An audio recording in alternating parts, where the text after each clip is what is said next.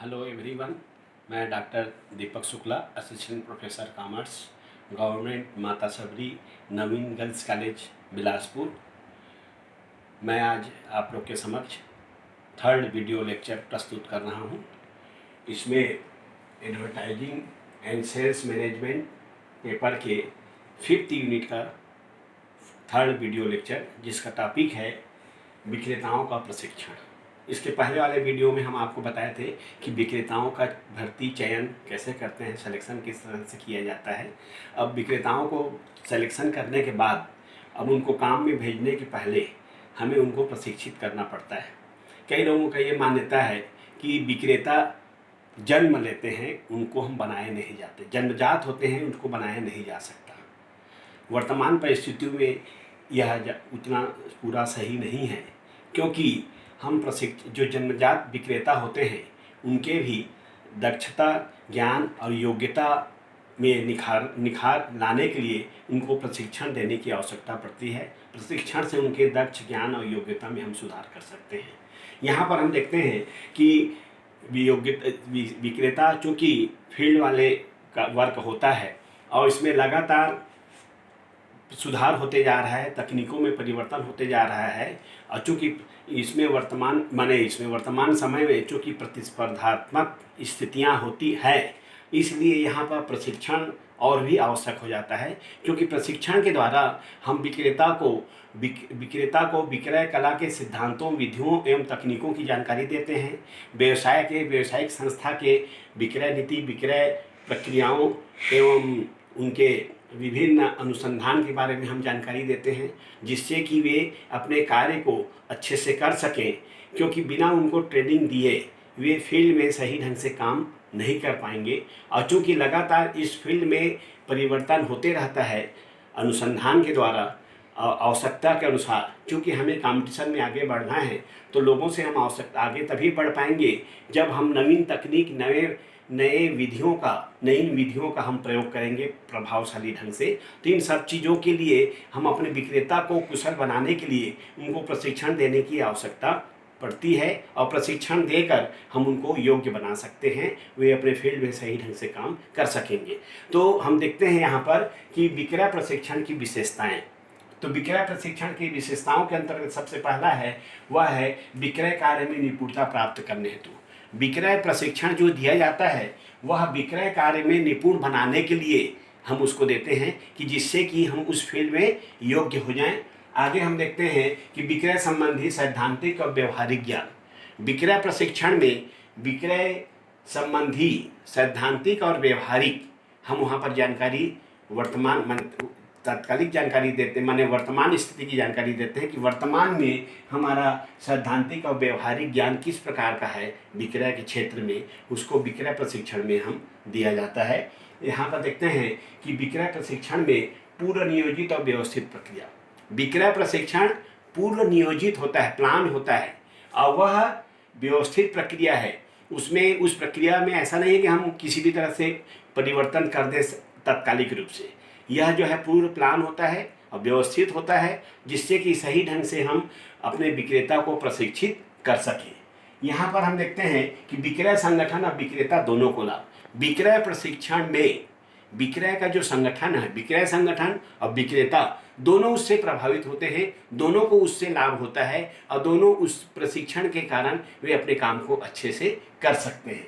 यहाँ पर देखते हैं कि प्रशिक्षण नए पुराने सभी विक्रेताओं के लिए हितकर है। ऐसा नहीं है कि जो प्रशिक्षण है केवल नए विक्रेताओं के लिए है, क्योंकि अभी मैं आपको बताया कि विक्रय के क्षेत्र में नई अनुसंधान प्रयोग होते रहता है। इसलिए जो विक्रय प्रशिक्षण है केवल नए विक्रेताओं के लिए नहीं है, नए और पुराने दोनों विक्रेताओं के लिए वो हितकर होता है, क्योंकि इसमें लगातार परिवर्तन जो होते रहता है, उन चीज़ों से विक्रेताओं को अपने आप को अपग्रेड करना पड़ता है, जिससे कि वे अपने कार्य को सही ढंग से संचालित कर सकें। वहाँ पर हम देखते हैं कि प्रशिक्षण एवं शिक्षण में भिन्नता होती है। यहाँ पर हम देखते हैं कि प्रशिक्षण और शिक्षा, ट्रेनिंग और एजुकेशन दोनों अलग अलग चीज़ होती है। प्रशिक्षण जो है एक प्रकार का उस फील्ड में से संबंधित बातों के बारे में हम विशेष रूप से बताते हैं कि किस तरह से हमें उस काम को करना है, प्रभावशाली ढंग से किन किन चीज़ों को ध्यान में रखना है। और एजुकेशन जो है, एजुकेशन एक प्रकार का सैद्धांतिक जानकारी होती है और प्रशिक्षण जो है एक प्रकार की व्यवहारिक जानकारी होती है। आगे हम देखते हैं कि प्रशिक्षण से ग्राहकों को अधिकतम संतुष्टि प्राप्त होती है। जो विक्रय प्रशिक्षण होता है उससे ग्राहकों को अधिकतम संतुष्टि कैसे प्राप्त होती है, क्योंकि जो प्रशिक्षण दिया जाता है उससे विक्रेता कई चीज़ों को जानकारी हो जाती है कि जो चीज़ों को उनको सावधानी रखना है, जिस चीज़ों को ग्राहकों के व्यवहार ग्राहकों के प्रति जो उनको ध्यान देना है, वो सब चीज़ों को प्रशिक्षण में बताया जाता है। तो इसलिए विक्रय प्रशिक्षण से ग्राहकों की संतुष्टि में वृद्धि हो जाती है, क्योंकि विक्रेता का व्यवहार बदल जाता है या उनके अनुकूल रहता है। आगे हम देखते हैं कि प्रशिक्षण से समस्या के समाधान का प्रभावशाली ढंग, हमें कोई भी समस्या का समाधान करना है तो किस तरह से हम उस समस्या का समाधान प्रभावशाली ढंग से कर सकें, इसकी जानकारी हमें विक्रय प्रशिक्षण से प्राप्त होता है। तो विक्रय प्रशिक्षण की एक विशेषता यह भी है कि इस प्रशिक्षण के द्वारा हम अपने समस्याओं का समाधान किस ढंग से प्रभावशाली ढंग से कर सकते हैं, यह जानकारी इससे हमें मिलता है।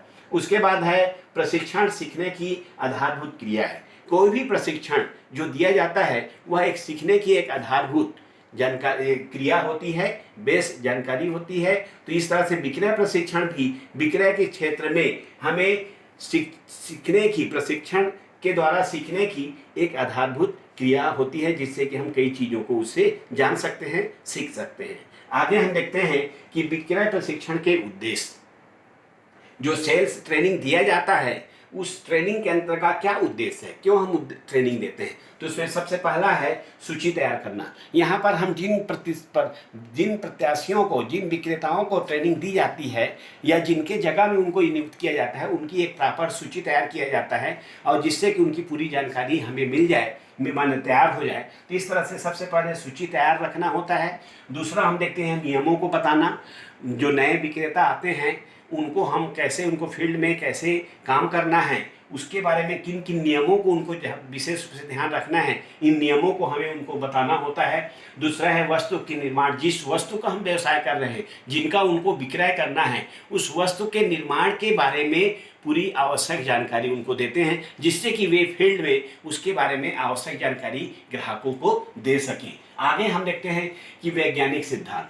यह एक प्रकार के वैज्ञानिक सिद्धांत होता है। प्रशिक्षण के द्वारा हम आधुनिक जो तकनीक है, आधुनिक जो प्रविधियां हैं, उन प्रविधियों को हम इसके अंतर्गत उनको बताते हैं, या बताने का हमारा मुख्य माने प्रशिक्षण देने का मुख्य उद्देश्य ही होता है कि उनको वैज्ञानिक सिद्धांत जो वर्तमान में चल रहा है या वर्तमान में हम जो प्रयोग कर रहे हैं उनकी जानकारी उनको देना है। सामान्य नीतियाँ, सामान्य नीतियों के अंतर्गत देखते हैं कि व्यवसाय में किस किस प्रकार की विभिन्न सामान्य नीतियाँ होती हैं। व्यवसाय के पॉलिसी है, व्यवसाय के ऑर्गेनाइजेशन है, वस्तुओं का निर्माण है, या उसी तरह से जो कई व्यवहारिक छोटी छोटी जानकारियाँ होती हैं जो व्यवसाय से संबंधित होती हैं, उन जानकारियों को हम इसके द्वारा प्रदान करते हैं। उसके बाद है वस्तु के गुण। जिस वस्तु का हम व्यवसाय कर रहे हैं, जिस वस्तु का हमें सेल्स करना है, उसके क्या गुण हैं, क्या विशेषताएं हैं, क्या प्लस है, क्या माइनस है, इन सभी चीज़ों के बारे में हम उनको अवगत कराते हैं प्रशिक्षण के माध्यम से।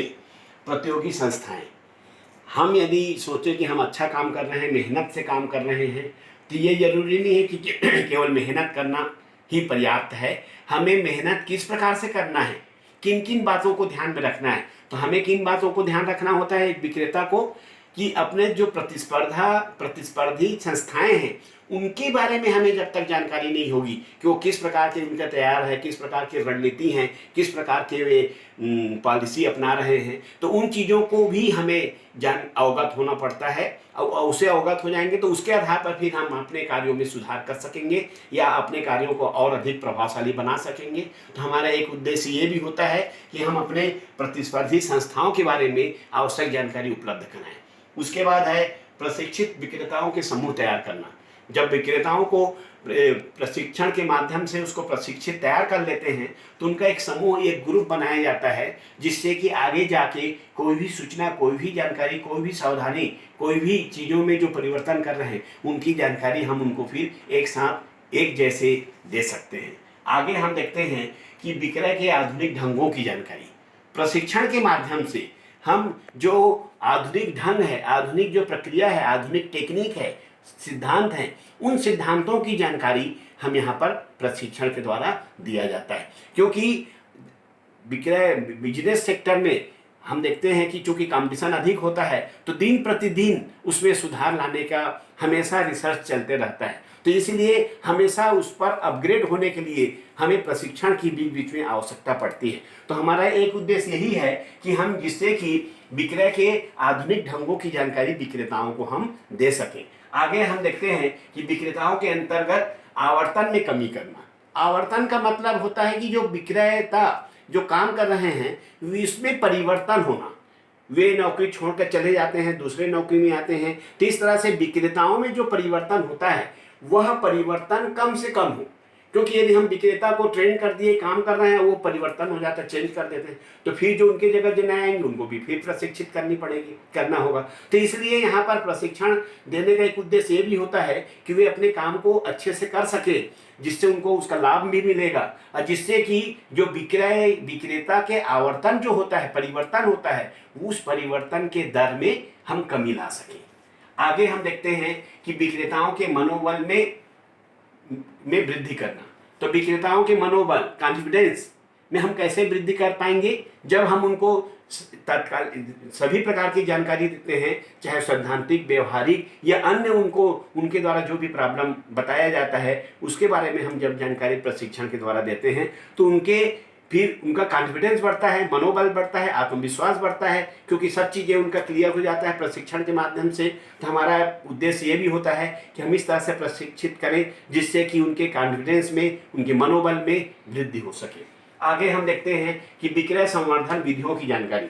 विक्रय संवर्धन की विधियाँ, विक्रय के संवर्धन, विक्रय को बढ़ाने के लिए विक्रय को किस तरह से हम प्रोत्साहित करें, किस तरह से नए तकनीक का उपयोग करें, विक्रय की मात्रा में वृद्धि कैसे कर सकें, किस तरह से लोगों को मोटिवेट कर सकें परचेज करने के लिए। तो इस तरह से हम देखते हैं कि विक्रय संवर्धन की जो विधियां हैं, प्रोसेस है, उसकी जानकारी हम प्रशिक्षण के माध्यम से देते हैं। प्रबंधकों के विचार से अवगत होना। प्रबंधकों का विक्रय के कार्य के संबंध में क्या विचार है, उनका क्या उसके बारे में थिंकिंग है, उनका क्या कहना है कि हम विक्रय को किस तरह से बढ़ा सकें, विक्रेताओं को काम को किस तरह से इफेक्टिव बना सकें। तो इस तरह से हम देखते हैं कि उसके संबंध में प्रबंधकों का जो विचार है, उस विचार को से लोगों को, माने अपने विक्रेताओं को अवगत कराना कि उनको इस तरह से मैनेजमेंट के बातों को अवगत होना है, आगे जाके उसके आधार पर कार्य करना है।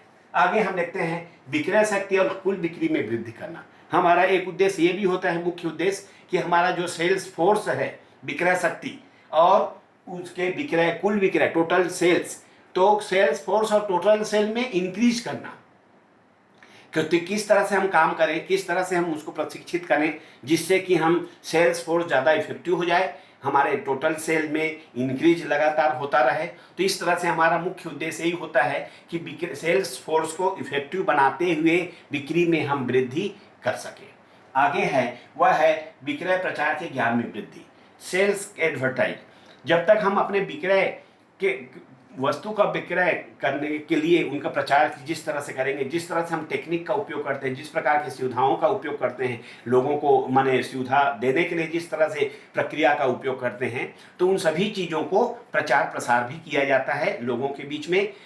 प्रचार प्रसार कैसे करना है, किस तरह से उनके बारे में हम ज्ञान अर्जित कर सकें जिससे कि हम उस प्रचार को इफेक्टिव बना सकें, सही ढंग से प्रचार कर सकें। तो इसके लिए भी हमारा प्रशिक्षण देना अनिवार्य, प्रशिक्षण देने का उद्देश्य हमारा ये भी होता है कि विक्रय के प्रचार के ज्ञान को हम कैसे इंक्रीज कर सकें और जैसे उसको अच्छे से लागू कर सकें। आगे हम देखते हैं उसके बाद वह है प्रशिक्षण के प्रकार। ट्रेनिंग के किस किस टाइप के ट्रेनिंग होते हैं। तो प्रशिक्षण के प्रकार को हम 3 भागों में बांटते हैं। पहला है प्रारंभिक प्रशिक्षण, दूसरा है क्षेत्र प्रशिक्षण और तीसरा है पुनश्चर्या प्रशिक्षण। प्रारंभिक प्रशिक्षण के अंतर्गत होता है कि जब नए विक्रेता सेलेक्ट होके आते हैं तो सेलेक्ट होने के आने के बाद उनको कार्य में भेजने के पहले सबसे पहले उनको प्रारंभिक प्रशिक्षण दिया जाता है। तो प्रारंभिक प्रशिक्षण के अंतर्गत उनको संस्था के बारे में आवश्यक जानकारी उपलब्ध कराते हैं, उनकी सेवा शर्तों के बारे में आवश्यक जानकारी उपलब्ध कराते हैं और किस तरह से उनको काम करना है, वह काम विक्रय के क्षेत्र में उसके बारे में हम उनको अवगत कराते हैं। तो जैसे उनको बताया जाता है कि संस्था के पॉलिसी क्या है, उनका ऑब्जेक्ट क्या है, संस्था के सेल्स विक्रय कला है, उस विक्रय कला की सिद्धांत, नियमों एवं प्रविधियों के बारे में जानकारी देना, जिस वस्तु का निर्माण कर रहे हैं उस वस्तु के बारे में जानकारी प्रदान करना, उसी तरह से वस्तुओं के जिस तरह से वितरण प्रविधियों का हम उपयोग करते हैं, किस तरह से वितरण विधियों का प्रयोग किया जा रहा है, विक्रय और अनुसंधान के बारे में हम उनको जानकारी देना। और उसी तरह से हम ये देखते हैं कि विक्रय के प्रशिक्षण के विक्रय प्रविधियों के साथ साथ ये भी देखा जाता है कि उनके कार्यक्षेत्र को कैसे हम व्यवस्थित कर सके, आगे बढ़ा सके, उनके बारे में हम उनको जानकारी देते हैं। तो इस तरह से कहने का मतलब है कि उनको फील्ड में भेजने के पहले उनको प्रारंभिक एक प्रकार के प्रशिक्षण दिया जाता है और उसके बारे में उनको सभी प्रकार की आवश्यक जानकारी उपलब्ध कराई जाती है प्रारंभिक प्रशिक्षण के माध्यम से। दूसरा हम देखते हैं क्षेत्र प्रशिक्षण। जब उनको प्रारंभिक प्रशिक्षण दे दिया जाता है, प्रारंभिक सभी प्रकार की जानकारी से अवगत करा दिया जाता है, चाहे वह विक्रय के क्षेत्र में विक्रय कार्य के बारे में हो, चाहे संस्था के बारे में हो। अब उसके बाद उनको हम क्षेत्र प्रशिक्षण देते हैं। क्षेत्र प्रशिक्षण का मतलब होता है कि नए विक्रेता को पुराने एक अनुभवी विक्रेता के साथ उनको फील्ड में भेजा जाता है। तो जब अनुभवी विक्रेता साथ में रहता है तो नए विक्रेता को किस तरह से आगे कार्य करना है, किन किन बातों को ध्यान में रखना है, किन किन चीज़ों को विशेष से सतर्क रहना है, ये सब चीज़ों के बारे में जो अनुभवी विक्रेता है वह अपने ज्ञान और अनुभव के आधार पर उनको बताते हैं। तो उनको बताने के बाद उनसे फिर कार्य भी कराया जाता है कि आप चलो करिए काम। तो इस तरह से जब वो फील्ड में विक्रय संबंधी कार्य को ट्रेनिंग के रूप में जब करते हैं तो उसमें यदि किसी भी प्रकार की त्रुटि या गलती या असुविधा है तो उस बारे में वे अपना वरिष्ठ जो विक्रेता है उससे वो जानकारी प्राप्त कर सकते हैं, उनसे उसके बारे में डिस्कशन कर सकते हैं। उनको किस प्रकार की व्यवहारिक रूप से दिक्कतें आ रही हैं, उस दिक्कतों के बारे में पूछकर उसको दूर भी किया जा सकता है। तो कहने का मतलब है कि नए विक्रेता को प्रशिक्षण देने का एक ये भी माध्यम होता है कि फील्ड में हम पुराने अनुभवी जो विक्रेता है उनके साथ उनको भेजकर फील्ड के बारे में व्यवहारिक जानकारी दे सकें, आवश्यक जानकारी दे सकें, सतर्क क्या किस किस चीज़ों में रहना है उसके बारे में जानकारी दे सकें। यह सब काम क्षेत्र प्रशिक्षण के अंतर्गत उनको दिया जाता है। उसके बाद हम देखते हैं तीसरा है पुनश्चर्या प्रशिक्षण।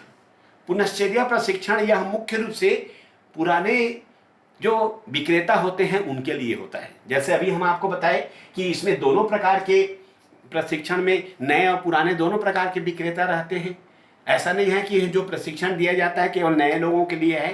तो यहाँ पर इसके लिए स्पेशल प्रशिक्षण होता है, वह है पुनश्चर्या प्रशिक्षण। जो पुराने जो विक्रेता है उनको नए वर्तमान स्थिति के बारे में, चाहे वो विक्रय कला के बारे में, विक्रय टेक्निक, सेल्स टेक्निक के बारे में हो, सिद्धांत के बारे में हो, या विक्रय सेल्स फील्ड में किस प्रकार का परिवर्तन हो रहा है उसके बारे में हो, तो उन सभी चीज़ों से अवगत कराने के लिए, वर्तमान स्थिति से उनको अपग्रेड कराने के लिए हम इस तरह से पुराने जो विक्रेता होते हैं उनको हम पुनश्चर्या प्रशिक्षण देते हैं, जिससे कि उनको वर्तमान में होने वाले परिवर्तन, होने वाले अनुसंधान, होने वाले तकनीकों या मेथड में जो परिवर्तन हो रहा है उस परिवर्तन से उनको अवगत कराते रहते हैं, जिससे कि वे अपने कार्य में उस चीज़ को वो अच्छे से लागू करके अपने कार्य में सफल हो सके। तो इस तरह से ये 3 प्रकार के प्रशिक्षण यहाँ पर दिया जाता है प्रारंभिक तौर पर। अब उसके बाद आगे देखते हैं वह है अच्छे प्रशिक्षण कार्यक्रम की विषय वस्तु। अच्छे प्रशिक्षण कार्यक्रम की विषय वस्तु क्या क्या होना चाहिए? तो प्रशिक्षण कार्यक्रम के लिए सबसे पहले देखते हैं कि प्राथमिक सिद्धांत। जो प्राथमिक सिद्धांत हैं अलग अलग कार्यों के बारे में, मूलभूत सिद्धांत, उन मूलभूत सिद्धांत को भी अपने प्रशिक्षण कार्यक्रम में शामिल रखना चाहिए, उसको शामिल करके कार्यक्रम को बनाना चाहिए। दूसरा है उत्पाद जानकारी। जो प्रोडक्शन है उस प्रोडक्शन के बारे में आवश्यक जानकारी को भी सम्मिलित करना चाहिए उस प्रशिक्षण कार्यक्रम में, जिससे कि हम विक्रेताओं को अपने उत्पाद के बारे में आवश्यक जानकारी उनको प्रशिक्षण के द्वारा दिया जा सके। उसके बाद है प्रतियोगिता की जानकारी, अपने प्रतिस्पर्धी संस्थाओं के बारे में जानकारी उसमें शामिल रखना चाहिए, जिससे कि उनको सतर्क, किन किन चीज़ों में सतर्क रहना है, किस प्रकार सतर्क रहना है उन अपने प्रतिस्पर्धी संस्थाओं के सामने। तो इन सभी चीज़ों को वहाँ पर शामिल रखना चाहिए कार्यक्रम के अंतर्गत। उसके बाद देखते हैं सेवा शर्तों के बारे में कि विक्रेता के सेवा शर्त किस प्रकार की हैं, सेवा सर्विस कंडीशन किस प्रकार की हैं, उन चीज़ों को भी हम प्रशिक्षण में शामिल रखना चाहिए, जिससे कि हम प्रशिक्षण के माध्यम से भी हम उनको इस प्रकार की जानकारी दिया जा सके। उसके बाद हम देखते हैं नवीनतम जानकारी। नवीनतम जानकारी जो विक्रय के क्षेत्र में, व्यवसाय के क्षेत्र में, मार्केटिंग के क्षेत्र में जो नवीनतम जानकारी हमको मिलती जा रही है या जो जानकारी उपलब्ध है, उस नवीनतम जानकारी को प्रशिक्षण कार्यक्रम के अंतर्गत शामिल रखना चाहिए। उसके बाद है वितरण विधियाँ। जो मार्केटिंग प्रोसेस है उसको हम किस तरह से, डिस्ट्रीब्यूशन और मार्केटिंग प्रोसेस किस प्रकार का है, किस तरह से हम लागू कर रहे हैं, उसमें किस तरह से पिछले समयों में जो परिवर्तन हुआ है या आगे किस तरह की उसमें परिवर्तन होने की संभावना है, इन सभी चीज़ों के बारे में हमें प्रशिक्षण कार्यक्रम में इन चीज़ों को भी शामिल किया जाता है। आगे हम देखते हैं ग्राहकों के बारे में कि हमारा कस्टमर किस प्रकार के हैं, वो किस वर्ग के हैं, किस प्रकार से हमें उनके बारे में हमें ध्यान सावधानी रखना पड़ेगा, उनके किन किन प्रकार के उस समस्याओं को हम दूर करते हुए मार्केटिंग को हम सक्सेस कर सकें। तो इस तरह से हमें ग्राहकों के बारे में भी आवश्यक जानकारी प्रशिक्षण कार्यक्रम में रखना चाहिए। आगे हम देखते हैं वह है फर्म की जानकारी। जो संस्था या व्यवसाय या फर्म है, उस फर्म के बारे में भी आवश्यक जानकारी हमें रखना चाहिए, यानी प्रदान करना चाहिए उसमें। तो इस तरह से हम देखते हैं कि प्रशिक्षण कार्यक्रम को ज़्यादा प्रभावशाली बनाने के लिए ये ज़रूरी है कि प्रशिक्षण कार्यक्रम में इन सभी चीज़ों को के बारे में आवश्यक जानकारी उसमें सम्मिलित रखना चाहिए कि हमें इन सब चीज़ों के बारे में अपने विक्रेताओं को प्रशिक्षित करना है, प्रशिक्षण या जानकारी देना है, जिससे कि वे उनका कार्य ज़्यादा प्रभावशाली हो सके, इफेक्टिव हो सके और विक्रेता अपने उद्देश्य में सफल हो सके और संस्था के विक्रय को बढ़ाते हुए संस्था के सफलता में अपना एक महत्वपूर्ण भूमिका वो अदा कर सके। तो इस तरह से आज हम आपको विक्रय प्रशिक्षण के बारे में अभी आवश्यक जानकारी हम आपको दिए हैं। इसके आगे की जानकारी हम अगले अपने नेक्स्ट वीडियो में हम आपको उसकी जानकारी देंगे। इसके संबंध में यदि कोई भी समस्या है या प्रॉब्लम है या कोई भी चीज़ पूछना है तो आप हमारे ईमेल एड्रेस के द्वारा पूछ सकते हैं। Thank you very much.